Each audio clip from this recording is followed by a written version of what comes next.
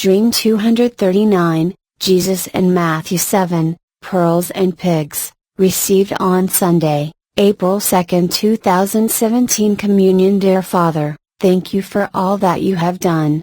You are an amazing Father. You are so loving and you care about each of us dearly. My adversaries have been working overtime to send us trouble, but, at each turn, your divine counsel has saved us from trouble. The flu has threatened us several times over the last 3 weeks. With each child, there ended up being nothing more than a few sniffles and a slight sore throat. None have had a full-blown flu, which is unusual with 7 of us in one enclosed space, so thank you. Thank you for the beautiful promise of spring. Snow still covers the ground here, but it is slowly melting. The last 2 storms mostly hit to the south of us and what we received here was relatively mild. Thank you for keeping us safe through these storms. I feel so blessed and thankful. I am not personally healed yet, but I am so thankful that our friends have seen healing.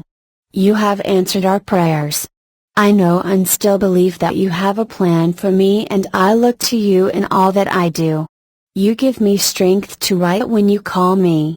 Even when I cannot feel my fingers at times, you give me the ability to make dinner for my family and you grant me rest. I find that I cannot always set a routine, but I do what I can on my own strength and surrender the rest to you. My doctor told me that my body is like a giant barometer and that those of us with injuries or even old bones will feel when a low pressure system comes in. This is happening to me today. Father, I give you these pains as you so often remind us to lay all of our burdens before you. This last week was particularly brutal for me, but especially Friday. Some of our troubles reminded me of the days when my sons were in a special program for victims of abuse and for those who had special needs or developmental delays.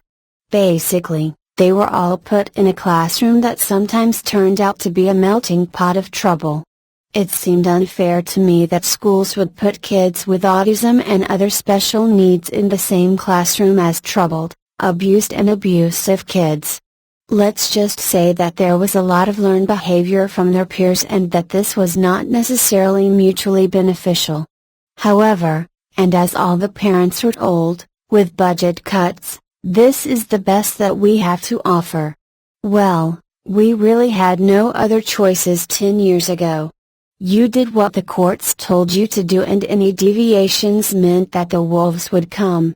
Now, if I was stronger and had the means, I would have homeschooled my boys. However, this was not an option that I had as I had no means to live and no real alternatives. My hands were tied. Anyway, the kids had a young, bright-eyed and sweet special needs teacher. When she first came into the program, she was optimistic, funny and sweet. However, by the end of that spring, I had seen her change. Her optimism for the children and their future had soon changed to well, let's just take this day by day. I had later heard that she had put in for a transfer not long after that. I felt sad for her and all of the kids. Despite the grim diagnosis for so many of them, the kids ended up loving her and not just a little bit either. Quite simply, they loved the light that had shone from her. Sadly, I witnessed her light slowly fading a bit each day. I believe that the teachers around her, and even the administration itself, were a big part of the problem. While she had started out with an upbeat can-do attitude, they were already jaded by an overstressed system. In the spring of that year, she had called the parents to a conference to inform us that the program would now end. Afterwards, she took special time with me to show me around the classroom. She shared special things about each child without naming names. I could tell that her can-do excitement and hope had almost faded away. This was a brutal week at school. I heard that several of the children had been suspended for fighting. One of my boys had even been accidentally hit by another during a fight. There was quite a bit of name-calling. I do not know how you do this. Teacher: Oh yes, it is that time of year. Take the spring season, couple it with a full moon and then add in some beautiful, sunny days and you have a recipe for all kinds of trouble. Me, laughing. Wow, does that seriously really happen? Teacher: Oh yes, but especially during springtime. Late spring is the worst for special needs and for others with troubled souls. Me, is this scientific? Teacher: Well, studies have shown a correlation. While it may just be a desire to be outside as it gets nicer out, I think there is much more to this. I believe that they know that their usual daily routine has almost ended and that the uncertainty of summer is soon to begin. Most of these students do not have good summers. The teacher seemed noticeably sad as she spoke. I knew that there would be very little that I could say or do to comfort her at this point. Me: Thank you for all that you have done for my boys. My one son, though he is sometimes difficult for you, says wonderful things about you. This is very rare for him. He even told me that he loves you. I smiled at her. Teacher, smiling: Yes, your son is one special little guy. He does not allow anyone to pick on the other kids, but especially the ones with Down syndrome. Laughing. However, he just needs to report it instead of physically intervening. I nodded in agreement with her. Despite later passing this instruction on to my son, an incident soon occurred and my son was suspended for standing up for a Down syndrome child yet again later that very week. As someone was bullying the Down child, my son decided to stand in between them to try and stop it. The bully then proceeded to call my son names and was punching and shoving him. This boy then said some rather derogatory comments to him and then punched him hard enough to bruise him. At this point, a fight ensued and my son was then found guilty by association. After this, I had been called down to the center to speak with the director of the center. When I arrived, I looked into the room where my son was and he was now drawing pictures with some crayons. He looked relaxed and as if nothing had happened.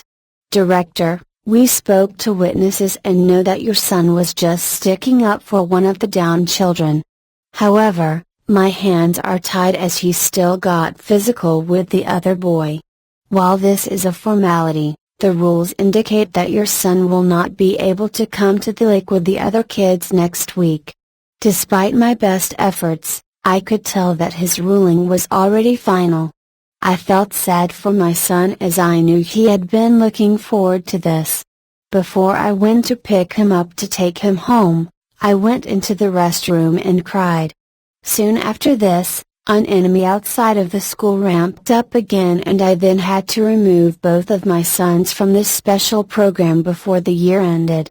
When I now look back at these times, I realize that this was at the very beginning of our trials.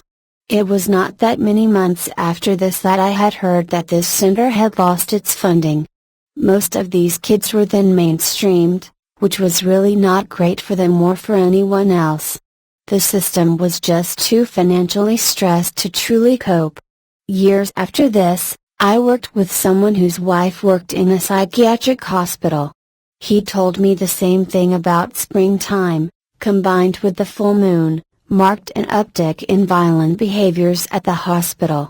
He then told me that he was often afraid for his wife as she had been the target of quite a few threats.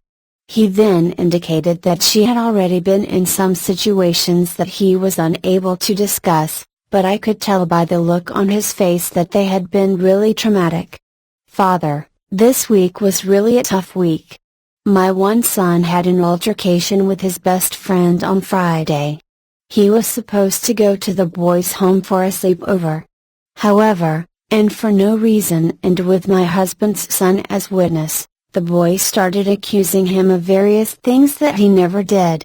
When I went to pick my son up, I had his overnight bag in the car and was ready to transport him and his friend back to the boys' home for the sleepover.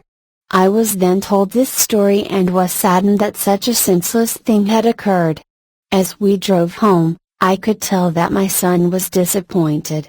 Now that all of us were in the car at the same time and driving home, my youngest daughter then also shared a story about what happened at her school that same day. There had been a heated altercation between two families in the parking lot. A car had hit another family's truck in the rear end quite hard, and the people in the car then claimed that it was the truck's fault. The people in the car were from the Middle East, and the language barriers had made this situation even more difficult. However, all of the witnesses present confirmed that it was the car's fault. This was not just a minor incident either, as she indicated that fire trucks and police had come, and it was a big deal. When the boy that was in the truck had later started to talk about this in class, the teacher sternly told him not to talk about it. Later that same day, my oldest daughter told me about a boy that had physically attacked one of her best friends. She was soon in tears as she told me how her friend has been pushed into a snowbank. While the altercation ended quickly and everyone was okay, she was still rattled. However, on this very same day, my oldest son then shared a story about an attack he had also received, this time from a friend online. Thankfully, they all soon felt better, as I had decided to treat all of them to a milkshake.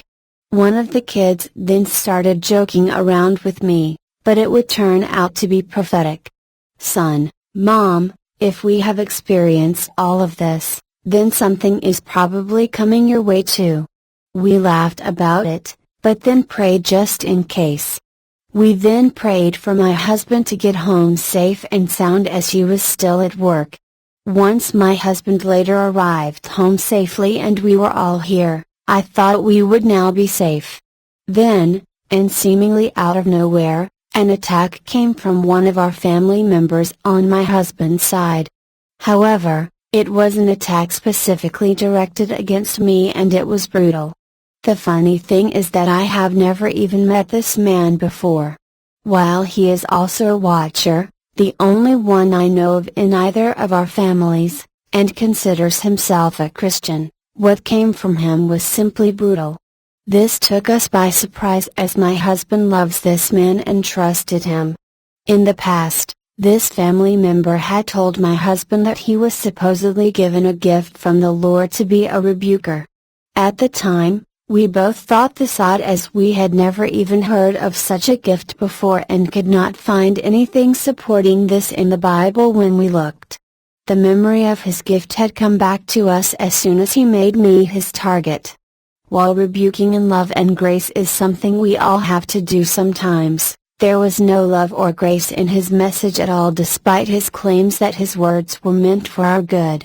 Soon after his attack, I went to the Lord to pray for this man, as I was now deeply distressed over his inflammatory statements and accusations. To make a long story short, he confirmed that this man's words were straight from the enemy and were meant to destroy us. In this man's communication, he claimed that he had been sent by Jesus to rebuke me for my supposed association with the Masons, along with other things related to the occult. Without supplying any proof, he then accused me of channeling demons and being an automatic writer controlled by demons while in a trance state. Remember that this was all coming from someone who does not even know me and has never even spoken with me. All the while, this very same man then attends a church that he himself has lambasted as being completely unscriptural, simply to keep peace in the family. We were both rattled and immediately wanted to retaliate with some inflammatory words of our own. I felt the Lord call me to pray to Him for strength and guidance. Thank you, Lord, for telling me just now not to worry and that you have this. Thank you for calling me up to give me instructions. When I went to Him, He had me first pray for this man. He then had me release this man back to Him. He then had me lay all of his accusations and charges before Him and at the foot of the cross. Thank you, Lord, as I could not have done this without your strength and wisdom. I was not in a good place, but, thank you, Lord, you are always in a good place. Jesus then gave me a word concerning this man. While he assured me that this would eventually end up in a positive way for this man, he had also indicated that he would be dealing with this man's issues with pride first. The Lord informed me that we would not hear from this man for a while. He then gave me further instructions on all of this, along with a vision that I was not to share at this time. The Lord then comforted me and told me not to worry. However, He then reminded me that this attack was nothing compared to what is coming. Later that night, I still found myself unable to have peace, so I prayed to Him again. Father, if you do not heal me and if I am not strengthened by you, and this includes my husband, our children and even our pets, we will not survive. I suddenly realized something. Okay, I have just finished my last dream about Job and his so-called friends and then you immediately send a friend to talk to me, but really at me. This really is so similar. However, my heart was still so heavy from this unwarranted attack. Lord, what if I just stop? What if I just live my life in peace and stop? What if I simply avoided all of the stress, heartache and trouble that comes with all of this? Sometimes this just does not seem worth it to me. There are people out there that do not care to actually read all that you have had me write and judge on parts taken out of context. These people are looking for demons at work instead and they do not see you at all in this. They do not see the tablet of my heart that you are writing on. They do not see you, Jesus, working at all in this. Why should I not just give up? Forgive me, Lord, as I am tired right now and my exhaustion is asking what the use of all of this is. After this, I waited, but I heard nothing. I was not stressed though, and I know that this may seem a bit odd, but I just knew that God is always perfect in all He does and that He would get back to me later. I soon fell asleep and had this dream on April 1st. Dream 1 description begins. I was in a lovely farmhouse and it was all painted in white. There was no ceiling and no roof, but only God above us to provide shelter. I had massive wheat fields, cornfields and a yard full of fruit trees of various kinds. In an area of my yard close to my house, there were small herb gardens and a tiny pond with baby ducklings. It was so beautiful. Our children worked on the property and there was even a large horse arena where my daughters would ride horses and spend time with them. I noticed that we had amassed quite a beautiful farm and started to laugh. I laughed because neither my husband nor I are farmers and we certainly do not feel that we have any calling at all to do so. In other words, I could tell that this had to be a dream. The day was beautiful. It was springtime and the blue skies were perfect. The temperature was perfect too at 70 degrees Fahrenheit. What seemed a bit odd for this season was that the wheat, the corn and the fruit were already ripe for the harvest. It was clearly still springtime as there were baby animals and blossoming flowers. It was abundant and beautiful. It was a weekend day and I was preparing for a potluck dinner of sorts for several neighbors and old family members. For some reason, it was to be for people from when I was a child in Iowa and Illinois that were coming over. Many of these people were churchgoers, but most were the type that would keep church and God confined to Sunday mornings. This would often be followed by someone inviting them over for a big afternoon meal between lunch and dinner. It seemed that it was now our turn to host and we were preparing.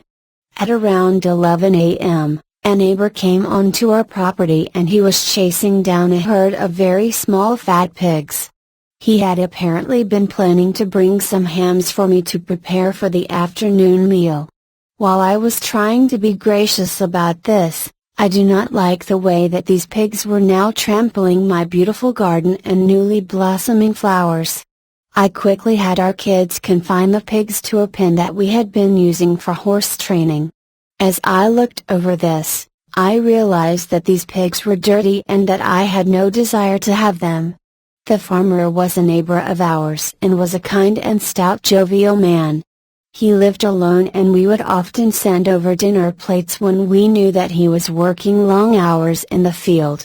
I was always careful not to insult him because he was my senior and always so full of years, stories and laughter. I somehow knew that he was God's farmer. Oh, do not worry. I already have pre-slaughtered 30 of these pigs and I have the hams in the back of my pickup truck. As he said this, I looked over at the pen with all of these pigs and still felt a bit confused. Me, oh, thank you. So, why did you then bring these pigs here? Farmer, oh, these ones ran away from me and thought that they would come here instead since everything here is blooming and joyful. Me, oh, so they came here to avoid slaughter? Farmer, well, why not? Just look at all that you have here. What animal would not want to come and hang out here? Well, land sakes, you even have a harvest ready. He pointed to our corn and wheat fields. Just look at your orchard. I would love a slice of pie from those fruit trees or even just a drink of water from your well. He then pointed to our little pond and fountain. Why, I bet if you harvested these fields right now, you could replant and even have another harvest come fall. So, what do you think? As I looked around, I did not even realize all that we had here. I could not help but agree that we really could do as he said if we had wanted to. Me, okay, I agree with you, but it would take a lot of work. My husband would have to quit his day job. We both laughed. Farmer, look, I have all of these hams for you, but you had better get these roasting or you will not have any meat for supper. I smiled and decided not to tell him that I had prepared some lamb roasts and they were already cooking with fresh rosemary and olive oil. Without me disagreeing or protesting, the farmer then unloaded all of the hams onto my porch. Farmer, okay, then, I had better gather up these pigs and get on home. He smiled at me. They look hungry. He then drove his flatbed truck over, unloaded his ramp and made some pig calls. Sui-ee, sui-ee, sa-oo-ee. He had placed a trough of slop at the front of the truck bed and the pigs spotted it and quickly ran up the ramp. He then closed the back of his truck and trapped them. At first, none of us had noticed that 3 of the pigs had run off to my tiny onion garden. The 3 pigs then started trampling the onions. They were eating them and tearing them to shreds. He quickly ran over and grabbed all 3 of them. He then put 2 of the pigs under one arm and grabbed the last one by the nape of its neck. Farmer, oops, sorry about that. Seems they got to your pearl onions. I am afraid that they trampled most of them. I laughed at this as I knew the exact biblical passage that speaks about allowing your pearls to be trampled by pigs, Matthew 7-6. Me, well, I guess none of us got there fast enough. I smiled at him and laughed again. It looks like most are unharmed, so all is okay. Farmer, well, do not worry. I will not let them get out again. However, I certainly understand why they like it here so much. Just look at this place. Do not let those church folk out in your garden either or it could even be worse. We both laughed. Why, just look at you. You are so busy cooking dinner for them that you could not even attend today. He laughed. Probably doesn't matter much as it seems that I hear more from God in my pig pen than I do in those pews these days. You're better off, white church, white floors, white pews, muddy hearts. While I felt uncomfortable with what he just said, I knew in my heart that he was right in so many ways. So many churches were now simply catering to the masses, all style and no substance. Me, now please come back for supper, okay? The lamb will be ready at around 3 p.m., but these hams probably will not be ready until 6 p.m., please come back. Farmer, do not worry. I will not miss this. He laughed and left with his pigs. I then had my kids help me with the mini hams he had left for us. There was so much fat on the hams that they were actually very small once we cut all of the fat off of them. At most, each ham only had enough meat to feed one person. There was so much lard that it was quite weighty. I had my boys cart it off and it took 3 separate wheelbarrow trips, all of them full. We decided to burn the fat in a pit off of our property that was often used by those around us for things like this. I then started preparing the hams after I had them spiral cut. They were boneless, which meant I could not cut them through completely. As we had been experimenting with raising honey bees, I decided to coat the hams with some fresh honey and spices. I then placed the hams in a large oven on special racks that were meant for drying fruit. The hams were messy and I really did not want to add them to the menu. However, I did not want to hurt the sweet farmer's feelings, so I continued preparing them. I knew that my husband would be disappointed when he came home as we would now be entertaining guests for an additional 3 hours because of these hams. We had been hoping that we would be all finished and have people leave by around 4 p.m., but now it seemed that this would not be all finished before 7 p.m. Soon, the guests began to arrive at our house. Since most of them then informed me that they wanted to eat ham and not lamb, I knew that we would have to endure superficial conversations prior to the ham finally being ready to serve. Finally at 7 p.m., all the guests were gone and only the sweet farmer remained. Farmer, well, I just knew that you would need those hams. Me, oh, I am so glad you thought to give them to us. Thank you.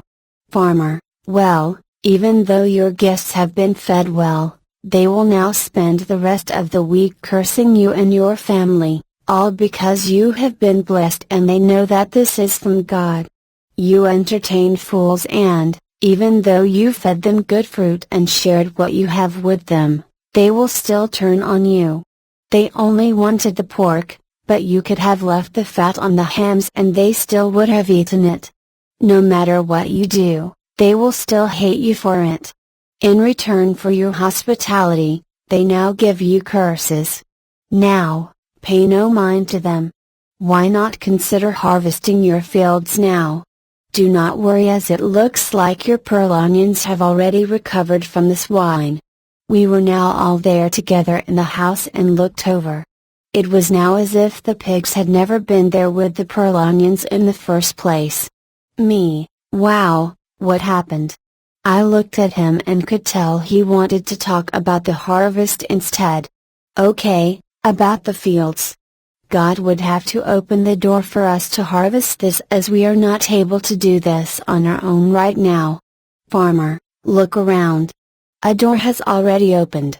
Now, I must go as I have some slop I need to give to the pigs. He laughed and shook his head. I will see you soon. He smiled and drove off down our lane. As he did, I noticed that the sun was setting in the west just over the wheat to the left and the corn to the right. Dream 1 description over. Father, after this dream, I really do not want to eat ham anytime soon. I think I will prepare lamb for Easter supper instead. This dream was very vivid. In the dream, my children were very strong and hard workers. Smiles. Not so much now. Not only that, but I was very industrious. Smiles. Again, not so much right now. Lord, as you know, after all that has happened to us this week, I had seriously considered stopping the ministry. A publisher has never come nor have we sought one and I have felt discouraged. Father, is there anything that you are requiring of us? Jesus, Erin, come up. I was in heaven in what seemed to be a familiar place. Right before me was a massive wheat field to my left and a massive barley field to my right. There was a path going through the middle of the rows of these two fields. D239 Pick 1 I ran down the path between the two fields. In the distance, I saw workers, harvesters in the barley field. On the horizon line, I saw mountains higher than normal and seemingly out of place for this particular setting. I noticed that the mountains still had snow on the very peaks. As I looked some more at the workers in the barley field, my heart leapt when I saw Jesus in the field harvesting barley. He was wearing his white linen robe. As I ran to him as fast as I could, he looked up from his work and waved to me. I ran up to where he was working and hugged him. Oh Lord, I am so glad to see you. Jesus, I am glad to see you too, Erin. In the distance, I saw that there were also angels harvesting. It was then that I first noticed that he was putting the barley into two separate bundles. Lord, you are very busy. Jesus, smiling. I am always busy, Erin. He laughed and the angels joined him in his laughter. Well, Erin, you have been busy as well. Yes, Lord, but perhaps foolishly. Jesus, Erin, there are many fools. Do you understand the times that you are in? Barley was once used for bread, but now it is used mostly for drunkards.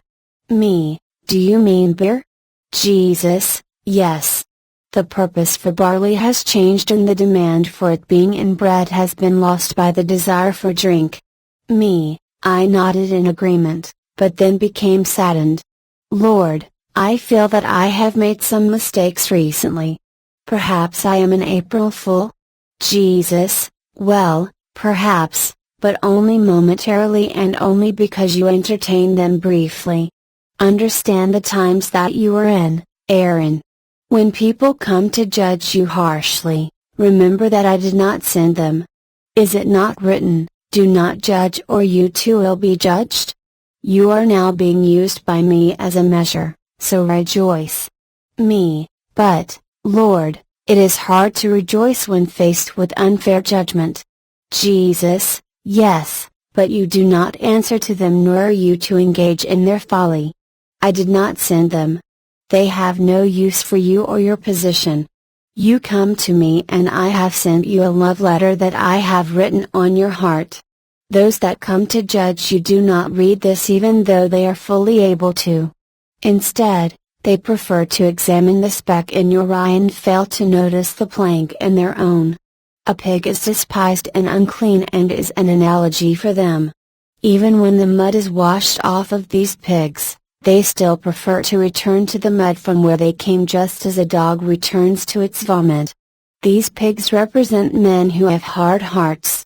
They are incapable of receiving truth and those things that are holy are foreign to them.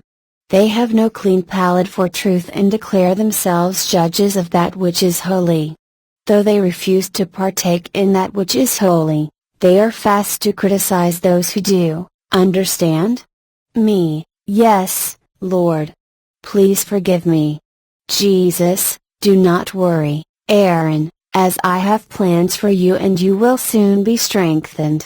Remember that those of you with the greatest needs will be considered to be detestable. He smiled. Now, those pigs in your dream had escaped to your farm. Lord, I have never worked on a farm. How will I know how to do this? How am I able to do this? I was now laughing and asked him a light-hearted question. Lord, how will I even recognize if it is a pig? Jesus, laughing. Erin, you will know them by their fruits. Anger, rage and curses will come from their lips soon after they say, Brother, I come in peace. It does not matter if they even abhor actual pigs, they will still run after them and with them. Now, I have separated the barley here for a good reason. Some will be for bread and will multiply and feed many. However, some. He then pointed to the other pile. Will be good only for fools and their drunkenness. Until the times sober them, They will be unable to see this as even a small kernel will be as a plank in their eyes. Now, do not worry about them. Give them to me instead, as all of this is mine. Erin, they, the swine, trample the good, my words, under their hooves. They are profane, obscene and corrupt and run to their perversions. All the while, they debase, growl, are quick to violence and void of peace. Anything of godly value is abused and stomped down into the mud. They then roll over it and in it time and time again. Me. That is something that I had never thought of before. Your visual is sad, yet funny at the same time. Jesus, Erin, I have given you pearls. Each truth in your life, each fruit and each gift, is from me. I have given you pearls. Each of these come from a speck of irritating sand in the oyster shell of your life, a believer's journey, and each one is special to me. Even though an oyster, from the surface, is grotesque, perhaps even representing your life, since very few would run to trade it with you, inside that life of yours, that oyster, I have created pearl after pearl. The grain of sand is my word of truth, and now you have quite the strand of pearls. Just then, he pointed at my neck, and I had beautiful necklace of perfect pearls. Each of the pearls had a high gauge and was beautifully opulent. Me, laughing. Thank you, Lord. Jesus, now, do you think that a pig cares about any of what I have just told you? No. All good things and all truth come from me. Instead, they would call all of this a doctrine of demons. Now, when I do send someone, I send a person that comes from a platform of love, not combativeness. Sometimes I will then even send that person to someone who does not look as one would think. Those who I have sent someone to will then be ready to receive truth, and, though it be hard at times, they will eventually know me. Rejoice. Now, Erin, look at the times you are in. Me, Lord. I was about to ask for healing for all of us. Jesus, I know, Erin, I will do all that I have promised. I will strengthen you and keep you, so do not worry. He then smiled. I have opened a door for you, and I want you to walk through this. You have asked, and now this I will give you. I am here. Me, this all seems so much like Matthew 7. This is a huge parable directly from you, right? Jesus, Erin, your house is built on solid rock. Do not let others who have built their houses on sand try to tell you that your house will never hold up during the storm. They will say these things by their lips even as their households are washed away by the water and blown to bits by the wind. He shook his head. They are the ones in peril, so let them go. They should be calling out to me instead of cursing you during this. Now rejoice, as I am about to do something in your days, Erin, that you would not believe even if you were told. He smiled and hugged me. His eyes were kind and he was upbeat, but he seemed very focused at the same time. Dream over. Dream added on Monday, April 3, 2017 Communion. The day after finishing this, I still felt unsettled about my future role in all of this. Quite simply, I became worried about further personal attacks on my family like those that we experienced in the last week. Despite knowing God is in complete control, these attacks had still taken a toll on me. The Lord then reminded me that He really was in complete control and about all that I would miss out on if I really did decide to stop now. He then helped solidify a renewed determination in me by sending another dream to add to the above. Dream 2 description begins. I was in a lead role of a school play, yet I had virtually no lines in the play. For most of the time, I was to simply stand at the front center of the stage. After a while, I found myself bored by all of this and just could not get overly excited about my role. On the day of the play, There had been something that was preventing me from getting to the stage on time. I am not sure why I was not going to make it with adequate time to prepare. Perhaps it was snow or work, but the reason did not seem important here. By the time I got home to get ready for the show, I realized that I only had an hour before the play began. It was an hour's drive and I knew that I would barely make it. Since I did not really feel like performing anyway, I decided not to go. I decided to stay at home to rest and never even bothered to let anyone at the play know. The next day, I took a trip into town and had to stop at various places.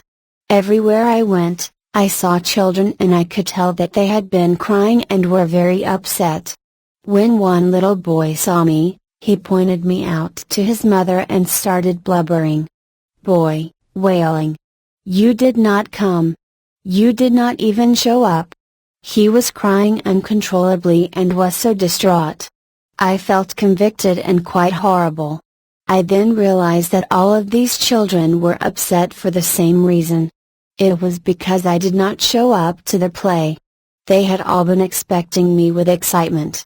I became quite saddened as I really had no idea that my appearance would have made any difference. I thought that they would not notice me gone and that someone else would simply stand in for me. I was confused as I had not expected this at all. In contrast to all of these children's great sorrow at my no-show, every parent I ran into seemed extremely angry at me.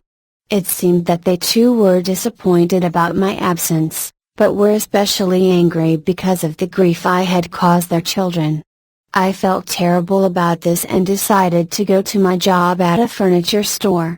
I was hopeful that I had not disappointed anyone there. I was still quite concerned though. As I entered the store, my supervisor came right up to me and she did not look happy. Supervisor, so, you were sick, right? I could tell by the tone of her question that she had already heard about what had happened. When I was contacted by the play manager, I was taken by surprise by how angry he was and had clumsily lied and said that I had been really sick. I did not know what else to say to him as I was so surprised that anyone had actually cared that I was not there. It was obvious that the play manager had then contacted my supervisor in anger to tell her. I found myself hesitating when answering her question as I could tell that she was very suspicious of me. I stumbled. Yes. Supervisor, sarcastically. Well, you never lie, so it must have been almost deathly, right? I tried to avoid her question. Yes, it was. Supervisor, she looked unconvinced and glared at me with anger. Well then, now I have decided that it is time to refresh my showroom. To do this, I have to move all of your stuff out immediately. You will have to take this all out right now. She first pulled out a massive chaise lounge with bullion fringe that she had on consignment for me. She then pulled out various accessories that I had brought in. However, there was much more that I had there. I realized there was way too much for me to move, so I phoned my husband and he said that he would come right away. Even though there were some massive bookshelves that needed to be cleared out as well, we somehow got all of this into our vehicles. In earthly terms, this would have been impossible as there was just too much. My supervisor was disgusted with me, but would not tell me exactly why. I just knew it was because I had bailed out on the play. Supervisor, coldly. Well, that is it then. We are finished. I am not sure what is going on. Am I no longer working here? Supervisor, you have not worked here in a while. It is time for a change. After we finished loading up our vehicles with the very last of my items, I went to say goodbye. However, she did not even want to acknowledge me and acted as if I was not even there. As we drove off, I looked back at the store and was still shocked by this turn of events. Oh Lord, Why did I not just show up at the play? Dream 2 description over. Thank you, Lord. You made me realize just how much I love serving you in spite of all of the resulting personal attacks. When I awoke, I was very disturbed that I would be so foolish as to leave this all behind so carelessly. Thank you, Lord, for letting this be just a dream. You always know the most perfect way to rebuke with love.